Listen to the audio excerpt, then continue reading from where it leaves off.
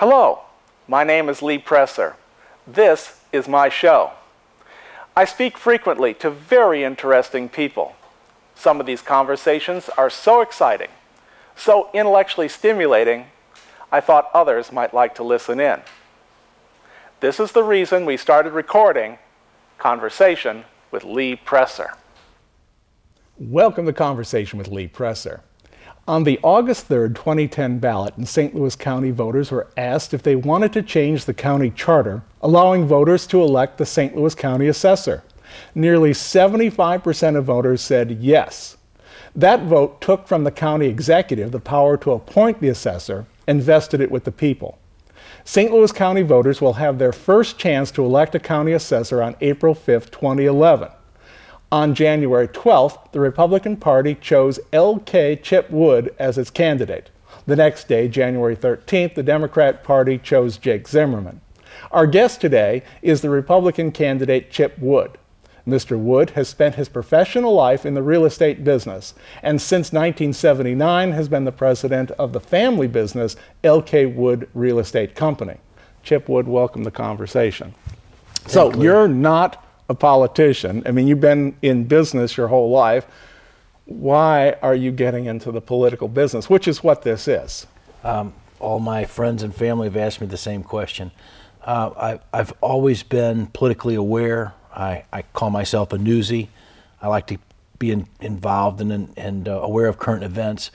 However, I've never had the time, really, with 6 children and all the soccer teams that I've coached in the real estate company, to really be involved. I've done a lot of work for the YMCA and the different charities around town, but it seems like the last couple of years that I've been growing and more frustrated with the situation that in government in general, and I've just grown very frustrated and thought, what the heck can I do? I'm not a politician, and I wish that I had been. That I wish that I could change things, make things better somehow. Well, as a department head, which is what you would be in the county government, what is it that you would be doing differently than the previously appointed county department heads? Lee, I've been really lucky. The last 3 weeks I've spent hours with Franklin County Assessors, with the St. Charles County Assessor, with the City Assessor, and they've all been very informative, and I'm pleased to tell you that our neighbors are doing a very good job. Our neighboring counties are satisfying the constituents, the people in St. Charles and the people in Franklin County, people in St. Louis County. They have less than 1% of the folks are protesting. I'm sorry to say that St. Louis County has 3.5% to 5% of the people protesting their assessments. The other situation is that I find appalling, or what I want to, issues that I want to address very simply, is St. Louis County is charging more than twice what the average state is on a per parcel basis. Now, not to get what do you mean by that? Not to get too technical or too dry here, but basically, if you take 390,000 parcels and you divide it by the $13 million budget that the assessor in St. Louis County has, it works out to $33.33 per parcel. So their labor costs are $33 per parcel instead of $13 in neighboring counties. Franklin County is $14, St. Charles is about $19, the city's about $17. So we're more than twice the price on a per parcel basis, and we're also not satisfying 300 to 500% more of the constituents, so that their people are very angry and very upset and mistrusting of their assessor. Mm-hmm. I think that's why so many people resoundingly voted yes, to create this elected position. They want independence. They want a new start. What is drive-by assessments? I mean, not that many years ago, there was. I suspect that the term drive-by assessment and what that means to some people is the very reason why 75% of the people of the county who voted in August of 2010 voted to make this an elected instead of an appointed position. So explain, what is the drive-by assessment and how did it come to be and why was it all wrong? Well, the state mandate is that every property must be visited at least once every 6 years. The individual counties make the decisions themselves as to how they want to handle these reassessments, so long as they stay within that once every 6 years. St. Charles, Franklin, and the city, however, they've chosen to continue to have the property visited every 2 years. Mm-hmm. St. Louis County was doing that practice as well, but the county council under Mr. Campisi back in the early, I think it was 2002, they had hearings and they found that a number of these assessors were going by just like an impossible number of homes on a per day basis. So they weren't even, you're supposed to get out of your car and check the property, you know, and you can't go into the house, but you can view the property, and they were just driving by. They weren't even getting out to check it. So in 2002, St. Louis County outlawed the practice of drive-by assessments or appraisals. Mm-hmm. But what you're saying is that someone in the county government suspected that guys were padding their that's correct. We're padding their records, so they were being paid for either not walking out or they weren't even really there. I think there was one gentleman that was on the record for having looked at like 200 homes in one day, which was now this is your physical business. Impossibility. This is your business. Someone calls you up and says, "Hey, Chip Wood, I want to sell my house. Can you come over here and give me some idea of what the value is to put on this house?" And you go over there. How long does it take you to figure out? Well, in the real estate business, what we do is it's a much more detailed approach to coming up with a market value of your property. There's three approaches to appraising real estate: market approach, the income approach, the replacement approach. The replacement approach is basically how old is the property, how much on a price per square foot basis would it cost to build it. The income approach really doesn't apply to single family homes, not in the St. Louis market. The rent just doesn't reflect the values. The most heavily relied upon is called the market data approach, or the comparative market analysis. Most folks are using comparables. Which is what the county sends out with their their assessment. The realtors, we're blessed. We have the MLS service at our disposal, which is awesome, and I wish there was a way we could use that system, and perhaps there might be for St. Louis County, because I can do a quarter-mile radius search on your home and I can give you a list of all your properties. But here's basically how it comes down. Properties that are similar to the yours. one You're looking at. But here's how it works. Just think of it this way. I do a quarter-mile radius search and I find the facts. Okay, then I have to filter the facts, and then I have to focus the facts, and then I have to interpret the facts. So we all know that it's not an exact science. And Lee, if you brought in 3 or 4 different real estate appraisers or real estate brokers or agents, what you'd find is 3 or 4 different opinions. However, if those folks were professional and knowledgeable in the area, there should not be more than a 3 to 5% variable in their bottom line as to what they're telling you, the homeowner, you should be expecting to sell your house for. That 3 to 5% is what we call the emotion factor, is how you see a brand new kitchen, how I see a brand new kitchen. It's just can't be explained any other way than how you interpret it.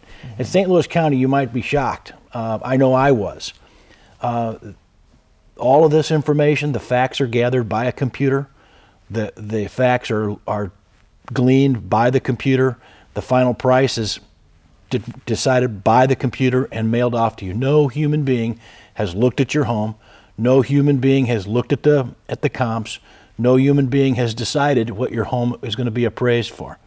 It's just all done by computer. Now, is that standard procedure in these other counties you've checked on? In the other counties that I've checked on, remember, someone's looking at the property, getting out of the car, not drive-bys. They're getting out of the car and looking at the property. Not in St. Louis County. Not in St. Louis County. How long has this been going on in St. Louis County like this? 2002 was the end of the drive-bys, and I believe the computer, I think the computer is about 6 years old. I'm not quite certain. It might be 6 or 8 years old. So there's obviously something wrong. So what are this large team of people who are hired to look at properties, what are they doing if nobody's actually looking at property? I'm not really sure, and I don't mean any disrespect or to disparage the department, since I've not been in there yet to take a look at it. But all I do know is the numbers don't add up when compared to the other properties. Because here's the other thing. I have some idea as to what I've been told what the number of appraisers are for St. Louis County. And again, if you just take a comparative approach where you take, for example, Franklin County has six appraisers, and if you divide that by the 160,000 parcels, you come up with about the same number of parcels per appraiser as you do at St. Louis County, if my numbers are correct. So I'm a little puzzled as to why in Franklin County they're driving by all the properties and that's a huge amount of time, look at all the properties, and we are not. When you say look at, they're actually examining to see if there's been changes from the last Correct. time that the records were created. See if somebody has built a new room in the back or put a new Right, I mean, pad down. they're taking note change the garage. if there were window air conditioners 2 years ago and there's central air now, they're changing the tax records. You know, if somebody put a deck on their house and they're changing the tax records. What's the importance of having an accurate report of property value? Well, first of all, the tax commission for the state of Missouri. I mean, this is all law. This is all laws that are on the books. We have to do this. The state tax commission will, if you abide by their rules, will reward the county with a $4 per parcel offset on the expense. If you don't do what they want, then you lose that funding. But then you would also be in contempt or in conflict with the state law, which called for the reassessment every 2 years.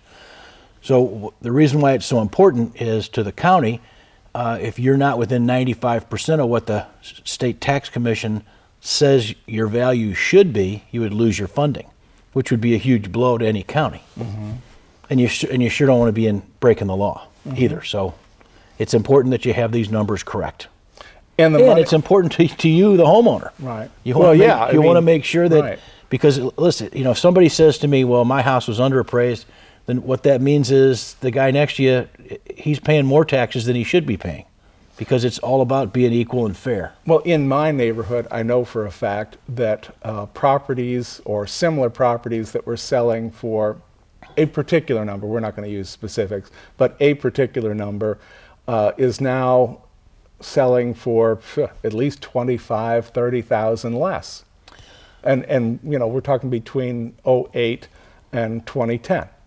We have a and so therefore, I mean, if it's still being, if people are still being charged taxes based upon that price from 2008, and it hasn't been brought back down to the new realities of 2010, 2011, they're being overtaxed. I wish that I had brought this this chart with me. I'll send it to you. It's called a trends report. I can now, again, with my MLS computer, I can show you everything that's happened since for the past 12 years. From 1998 to 2010, we can show you days on the market, price per square foot for all of St. Louis County, or even by school district. And what you see basically is an upside down smile. You see the prices peaking at about 2007 and then trailing down to 2010. But basically where we're at right now is about where we were in 2003 or 2004. Now, if you go online, you can look at St. Louis County's numbers, and you'll see that in the assessor's office, there's a graph that says, here's what's happened to the assessments as far as St. Louis County is concerned, while the MLS numbers are showing the numbers going down. So, I mean, the question is anybody's taxes where they were in 2004? I think not. Right. And, you know, let's face it, the reason that and that's what I was getting at before. The reason that the assessor's office exists is so that the county has justification to collect taxes. Most of the money goes to school districts. Yeah, school districts and fire districts, fire districts, library districts, park districts. Cities get a little piece of that too. The county, I mean, the county government just gets a teeny little piece of that as well. So everybody who has a district wants that price of the property be as high as possible so that they get the maximum amount of money for their business. The elected assessor by law is supposed to make sure that property is fairly and accurately valued, so that the burden, if you will, of the taxes are spread fairly and equally amongst the property owners, and as well as the folks that are the personal property. So that's my job, and basically, Lee, when this became available, I thought to myself, you know, I can't change the world as the assessor. You know, I told you I was frustrated with what's going on in the United States, but at least I thought I can fix this one part of it. I can restore some confidence in the government, and I'm going to do my best. So how do you find the political process? You're a regular guy that you are, and we have met outside of this studio, and I've had talks with you before, full disclosure here, so I know something about who you are, and I know you're not a regular politician. So how do you like it? I mean, you're now in a political mode. I've always been, my livelihood, my life has been based on winning people's goodwill, faith, and confidence. I need you to believe me. I need you to trust me. I need you to refer business to me. And indeed, over the last 37 years of being in the real estate business, I've sold generation after generation to the same family. I mean, lots of families, they just keep coming back to us, to me in particular. I've been a working broker, and so I want to bring the same attitude to the political arena. And I'm just going to continue saying what I mean, meaning what I say, and doing what I say. And I have no idea if I'm going to be a successful politician or not, but I can tell you I'm going to give it my all as being an assessor. You know, personally, I don't even understand, the assessor's office is a very technical position. I mean, it's really not a political office at all. I totally agree with you. Your whole job is if you're the assessor, is very technical. I mean, you're looking at properties. You're saying, okay, this one is worth $200,000. This one next door, it's not in good shape. It's like 180 or whatever. I mean, it's really, really technical. But then you have people that you have to deal with. It's like, how come my neighbor is 200 and I'm at, or he's 180 and I'm at 200? I mean, what's the deal there? You have to be able to explain that to them. The senators and the representatives of the world, they have to deal with so many different issues and so many different interest groups, and it's hard for me to say that all I'm going to be focusing on is this one thing. Now, focusing on this one thing, I indeed, there's going to be management skills. We've had multiple offices. I've trained, thousands of real estate agents over the years. So it involves, my people skills with the folks that work at the assessor's office, and it involves my people skills when dealing with the public. And I have to tell you that I don't know if you've ever gone through an appeal process yourself, but it was very aggravating and frustrating for me. Show up at a big gymnasium, wait my turn, next. And of course, I had this piece of property that I thought was, grossly overvalued. And I thought finally I get to sit down and it was like, give me your information, next, we'll get back with you. So, I left not knowing what was going to happen, when it was going to happen. How are you going to change that? We're going to make sure that you understand as the property owner that you're treated with respect. And I'm going to make sure that's where the people skills and the management skills come into play, because I'm going to go to this staff and I'm going to make sure that this type of treatment stops.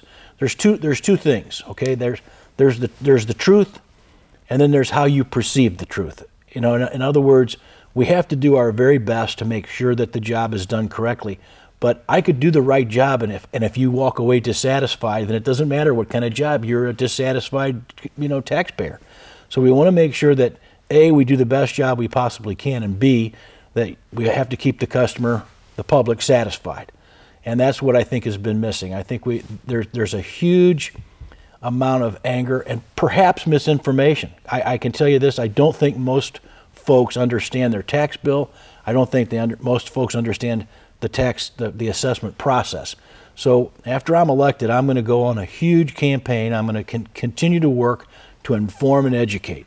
I want people to know what's happening to them and how this whole process works. Whether it's evening classrooms or something along these lines, we're going to reach out and continue to talk to the public, so they're going to see me, they're going to hear from me, and they're going to know that we're accessible to them, so they understand the process. Unfortunately, by the time I take office, this year's assessment's pretty much going to be done. So this year, 2011, you mean? That's correct. So that means the taxes that people will pay, they'll actually pay them in 2012? The end of you're gonna receive a bill, a notice from the county saying this is what your assessment is. Probably I think it's by June 1st. Mm-hmm. You have until I think it's July 1st to appeal, and then your tax bill will go out in the fall, and it'll have to be paid by December. Ah, okay. So this year's tax bills, the values have already been set. So your new... I won't be able to change that. If you're elected, your effect will show up starting in 2012. I'm a positive thinker. When I'm elected, yes. About the only thing that I think I'll be able to affect is perhaps the appeal process itself, or at least how you're treated. If I can't change the process, I'm going to put my put my best effort into making sure that folks are treated square and have an opportunity to feel satisfied that they have had a fair shake, at least in the appeal process. I won't have the opportunity to actually affect the assessments or the appeal process until 2013. That year, when that's when you'll see my effects on your values. You came into this rather late. I mean, the election is on April 5th. You came to be the nominee on January 12th. That's, by my calculations, 12 weeks minus 1 day. Right. How's that campaign going? It's actually going terrific. From my perspective, I have spent my entire life, in the service business. So it's basically I get rewarded if I can do something for you. So I'm always spent my whole life saying, can I help you? Can I help you? Can I do something for you? So for the first time in my adult life, I'm out asking people to help me. And I have to tell you, I've been overwhelmed by the amount of people that are